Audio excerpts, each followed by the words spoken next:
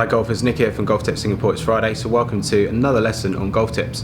This week on golf tips, we're going to talk about the ball position using the grid. I've also got 4 clubs with me. I've got a wedge, 7-iron, fairway wood and a driver. We're going to hit some shots on the quad using the grid, and we're going to take a look at some of that data, look at the swing path, look how much that changes when you move that ball up and down that grid. Talking about ball position, I'm just going to talk to you a little bit about the grid. So this is my target line represented by this white stick.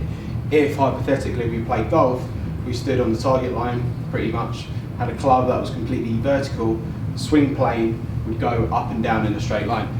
But we don't play golf like that. We stand over to the side of the ball and the club's at an angle. Because we stand at the side and the club's at an angle, the natural swing plane is at an angle on an incline, so the natural swing path actually moves around the body behind you and then back in on the way through. So the club is constantly moving on an arc or a circle in the golf swing. Same as the hands. So these lines here are representative of, first of all, the outside one would be the club path, the inside one would be the hand path. So as we swing, club and the hands move in and then back in on the way through. Because it's a circle and arc, there's always going to be a most outward point of that journey. That point happens, what we call the swing center. That point happens once the shaft lines up with the left arm. This is the point where the club has reached its most outward point of the journey, then it's going to move back in. For this video today, we're going to be looking at the ball position. We're looking at the ball position with different clubs, how that relates to the data that we get on the GC quad. So we're going to look at, first of all, this ball position in a little bit more detail. Before we hit some shots on the quad and look at the data, I'm just going to just briefly explain this. So well, the white stick here is the target line. Now, this golf ball here is behind the swing center. We talked about how this point here was the swing center. When the ball's behind the swing center, that means that at that point, this encourages the club to be moving downwards and outwards to the right. So roughly, with my ball position behind the swing center, 2 balls behind, my swing path is going to be about 3 degrees out to the right, which is enough to draw the golf ball. Now, if I put a ball on the swing center, we call this ball 0. The next one is 1 back. This is effectively 2 back. This would be like a standard sort of ball position. Now, if I move this ball further back, so if I keep going, if that's 2 back, 3, 4, 5 balls back, effectively what I'm doing is moving this path more out to the right, like that. So basically, this segment here represents that segment there. So the further back it is, the more outward the blue line would be, potentially the more downward I'd hit as well. So we're going to be looking at this today, talking about the ball position, how it relates to each club, and why it's quite important that we get it right. So you can see on the screen here, I've got 3 balls. I'm going to play the one from the backward one. So we've got the 0 ball on the swing center, 1 back, 2 back. I'm going to play the 2 back ball position. So we've got 7-9 here. So we're just going to test what the swing path and what the angle attack is. So it should be slightly down, maybe 2 or 3 degrees into out. So pretty good strike there. So let's just wait and see what this data's like. So standard ball position, you can see there, 3 degrees into out, 5 degrees down. So let's now experiment and let's move the ball back. Okay, so again, you see on the screen, I'm just going to move this T-claw back. So I'm going to put it on that back ball there. So we've got the 0 ball, 1, 2, 3, 4, 5 back. So let's hit 5 back. Let's see what happens to the path and angle attack. So we were like 5 degrees down, 3 degrees into out for ball number 2. This is what ball number 5 is. Expecting this to go more out to the right, maybe to 8-9 degrees. So you see the ball fly on the screen, starting to draw back, a bit of a push draw there. Let's just wait for that data. Pretty good shot, 180. So yeah, club data there, 7 degrees from in to out. Angle attack very similar, about 6 degrees down. So slightly more down, but you see difference in the swing path there. So moving that ball further back projects that path more out to the right. Now, there's one more ball position we're going to test. Again, looking at the screen, you can see I've got the 0 ball. I've actually got a ball now, 1 ball ahead of the swing center. So let's see what happens to the club data on this one. So I'm expecting this one to be a couple of degrees from out to in. Bear in mind, I'm swinging the same, keeping the same alignment.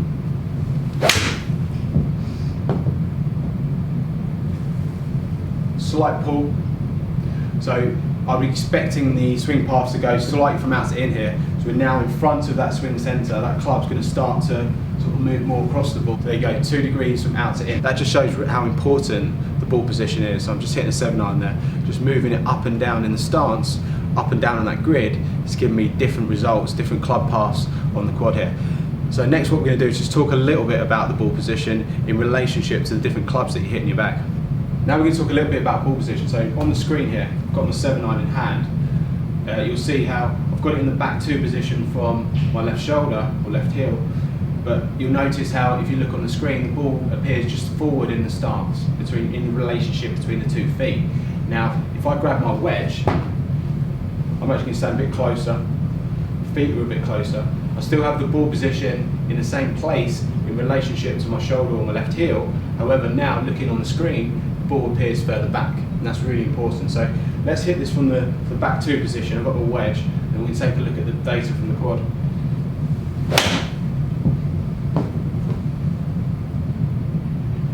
So pretty straight shot. So same ball position relative to my left heel, my left shoulder, as the 7-iron. Let's take a look. 2.6 degrees into out, 6 degrees down. So you can see how the swing path is very similar when you have that ball position in the same place in relationship to the shoulder. Now we're going to take a look at ball position for the fairway wood. So now I'm going to stand a bit wider, a bit further away. I've actually got the ball, if you see on the screen here, I've got it in the sort of back 1 position. So it's not maybe as far back behind the shoulders as an iron or a wedge, but it's certainly not as far forward as the driver, so it's sort of in between where I play an iron and a driver. So I tend to play sort of my hybrid and my fairway woods from the back 1 position, all my irons from the back 2 position, and just widen my stance from my right foot. So let's have a look at the data we get from the fairway wood. With the ball in the back 1 position, we should still expect a slightly downward angle attack and a slightly outward swing path, but quite minimal. It's behind the shoulder, so we should get that if we make a good swing.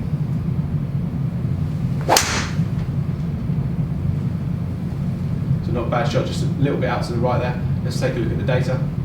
So data there for the fairway, 1.7 degrees into out and 1 degree down. So just having that ball in the back 1 position, you can see how the path is straightening out a little bit. Now we're going to move on to the driver. So now we're setting up here with the driver. I've got the ball sort of on the swing centre, it's basically in line with the shoulder. So hopefully this is going to give me as close to a level angle of attack and a straightish swing path. We don't want much side spin on the driver. We want to try and reduce the spin axis a little bit. So let's try and see if we can get some good data from this. So ball on basically on the swing centre, just inside that heel.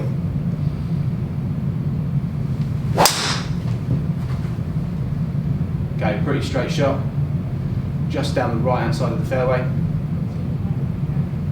So it's pretty close to where I want it to be for the driver. 0.9 degrees into out, 0.3 degrees up, so pretty level. It's going to help you hit that ball as straight as possible and try and keep it in the fairway. So we're just going to recap now and just go through that ball position with each of those clubs and look at the data. Just to recap what we talked about today, we're just going to finish up here looking at the grid and looking at the data we got on the quad there. So normally on the board we're taking a look at the golfer from the face-on view. This is how you view the grid from the face-on. We're actually going to take a look at it from over the top view, as you would see if you set your own grid up at home or if you're in the bay here at GOLFTEC. So we talked about how the club and the hands move inwards and then back inwards on the way through. This is sort of our target line. This is the target over here.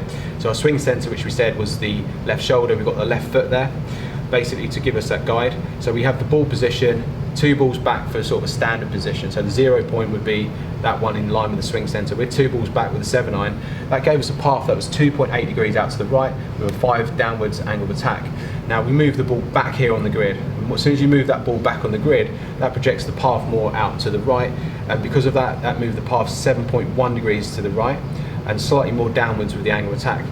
Also with the 7-iron, we moved the ball into the forward position, 1 forward, and that gave us a path of 1.9 degrees to the left with an angle of attack a lot shallower, 0.5 down. So you can see there how moving the ball position up and down the grid, it changes the swing path. As long as you stick to those lines, it's a really good way of sort of shaping the golf ball. Now, what we talked about then was the different ball positions with the different clubs, and this is something which I get asked quite a lot, because a lot of golfers are trying to move the ball up and down the stance. It becomes quite complicated, it's really hard to gauge. So the best way to do it is to use your swing centre, use your left shoulder, practice with a grid at home. But with a wedge, you still want the ball 2 balls back because that still gives us a minimal path, 2.6 out to the right.